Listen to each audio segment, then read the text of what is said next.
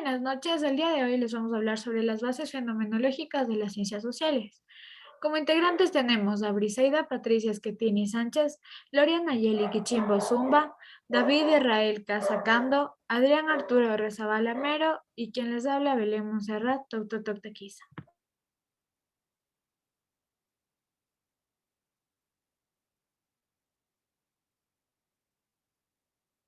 Eh, ¿Qué son las bases fenomenológicas de las ciencias sociales? La fenomenología comenzó como una tentativa de encontrar ciencia. Husserl, un matemático y astrónomo, se dio cálculo que la ciencia que quería decir tenía agujeros.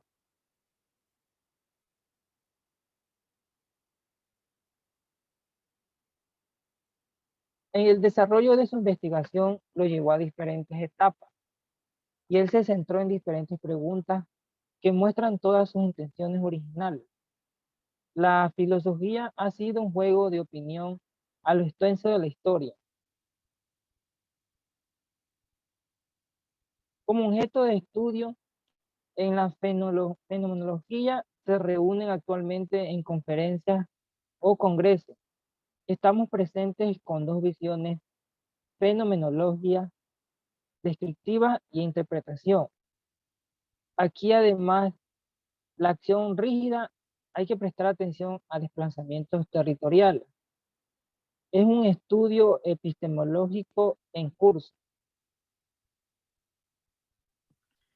Yo les voy a hablar sobre el origen, que nace de Alfred Schultz, quien fue un sociólogo y filósofo de origen judío, introductor y desarrollador de la fenomenología del mundo social, sobre la base de la experiencia diaria, del estudio de leyes y economía.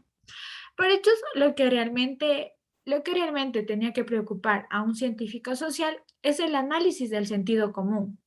Schultz nos indica que nuestro medio social y cultural cada uno debe dar forma a este sentido común y depende de nuestra experiencia previa.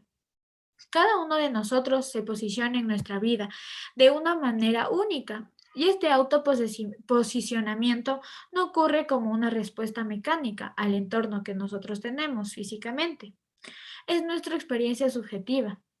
Es el resultado de la forma percibida por el mundo exterior como parte de este escenario, de la acción social. De la acción social. Esto es un mundo de sentido común, a lo que se convierte también todo lo que se hace en la vida diaria o en un mundo intersubjetivo en el que todos nosotros trabajamos, en el que nos relacionamos con otras personas gracias al lenguaje en un mundo cuya existencia damos por supuesta y que limita todas nuestras acciones, pero que al mismo tiempo podemos transformar con las mismas para interactuar todo esto del mundo de la vida y utilizando el pensamiento en el sentido común que se caracteriza por su tipicidad.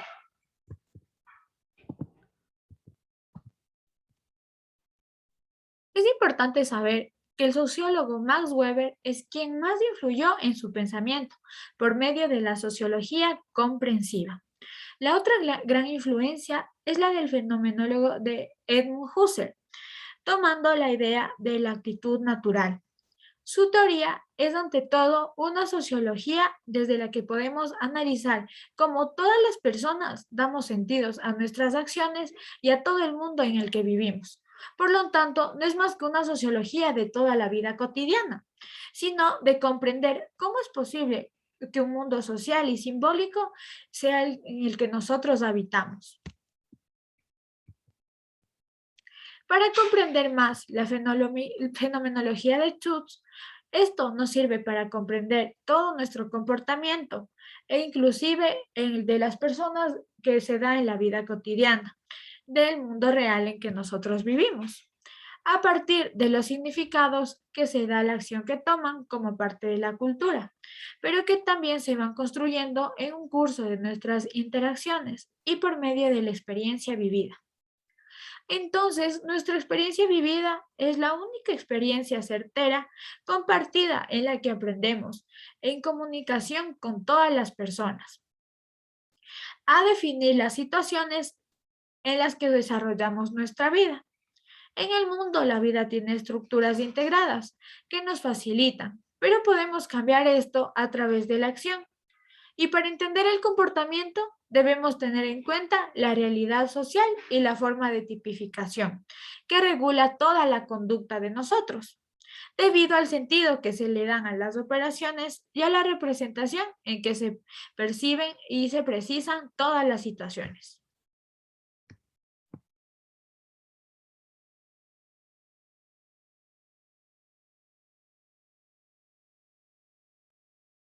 A continuación vamos a hablar sobre las etapas de la fenomenología. Para esto tenemos a la primera etapa, la cual se divide en dos.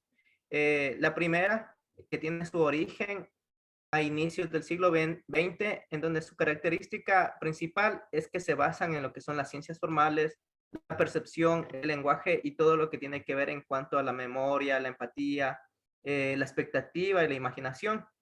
Por otro lado, tenemos a lo que es la segunda división, que, que gira en torno a sucesos que sucedieron en la Primera Guerra Mundial, en la cual se adicionaron ámbitos como el género, el derecho, la religión, la arquitectura, la música, la antropología.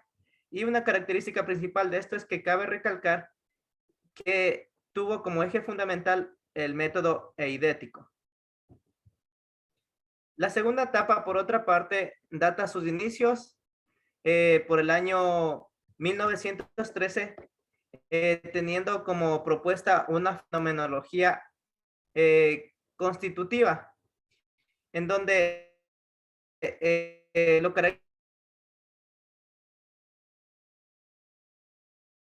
característico de este tema fue lo que incluye al cuerpo y todo lo relacionado. Las ciencias positivas, a través de las filosofías trascendentales, pasaron a tener un sitial privilegiado.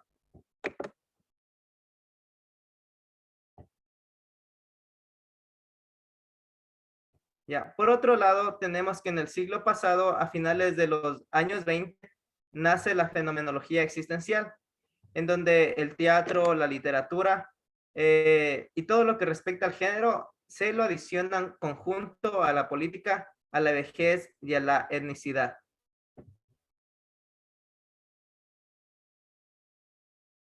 De igual manera, tenemos que en el siglo XX, exactamente después de la mitad del siglo, en Alemania, a partir de la restauración de la fenomenología, se puede ver que la corriente hermenéutica tiene una gran acogida, la cual hace posible todo este desarrollo de métodos de interpretación, lo cual fue originada por Heidegger y en la cual añade a la agenda aspectos como el arte, la tecnología, la ciencia, la antropología, el ambientalismo, la política y la religión.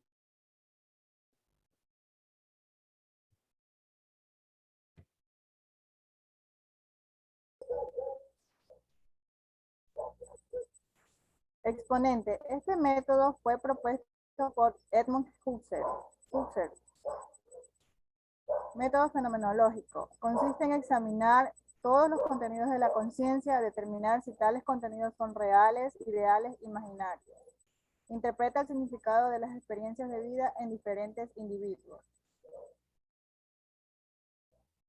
Está sustentada, según Edmund, en la abstención y respeto a la existencia, espacio, temporal, mundo.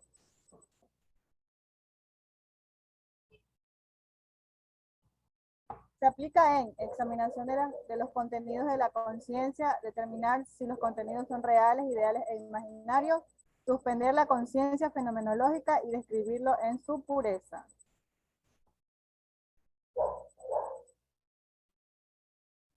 ¿Cómo se manifiesta? No presume nada, ni el sentido común, ni lo natural, ni las proporciones científicas, ni psicológicas. Se coloca antes que cualquier creencia y todo juicio para explorar simplemente lo dado.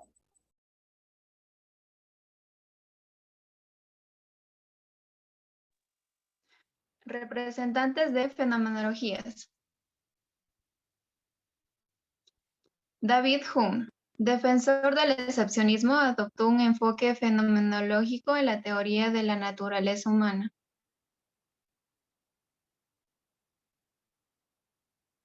Immanuel Kant, un filósofo y científico prusiano, autor de la Crítica de la razón pura, distinguió los objetos como fenómenos formados como absorbidos por las sensibilidades y también como cantidades humanas.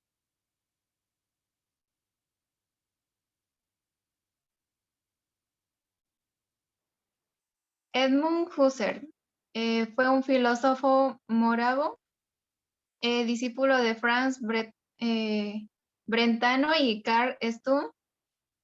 Fue fundador de la fenomenología trascendental a través de ella del movimiento fenomenológico.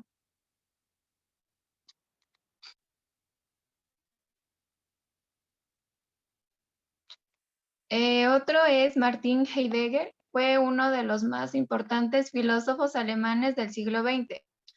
Modificó la hipótesis de Husserl y proclamó que la fenomenología debe poner manifiesto que hay oculto en la experiencia común diaria.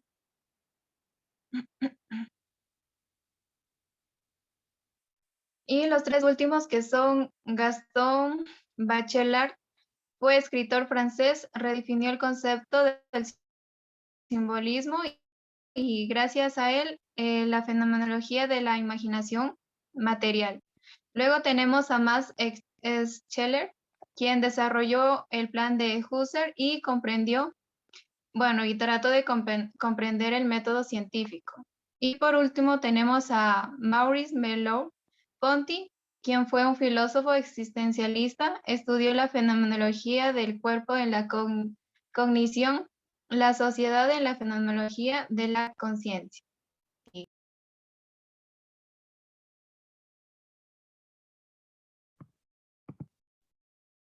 Muchas gracias por su atención.